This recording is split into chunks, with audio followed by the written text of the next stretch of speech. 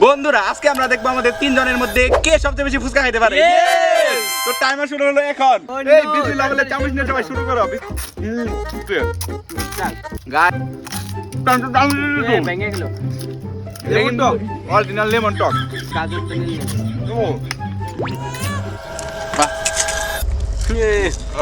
Guys আমি অনেকগুলা খাই ফেলছি, তখন কত ঝাল সেই হয়েছে ফুচকাগুলা টক। আমি তো জিতবো গাইস এই চ্যালেঞ্জে। ওই টক কই গেল রে সাব্বে, টক কই গেল? আমি তো একবার টক নিলাম না। টক না সময় লাগে না।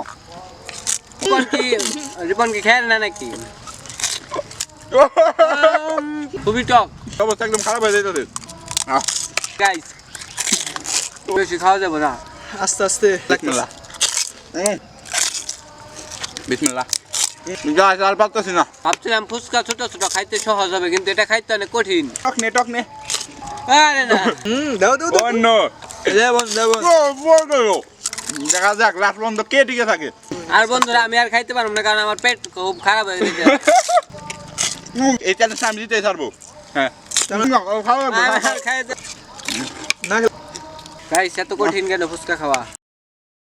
ওই কে তাড়াতাড়ি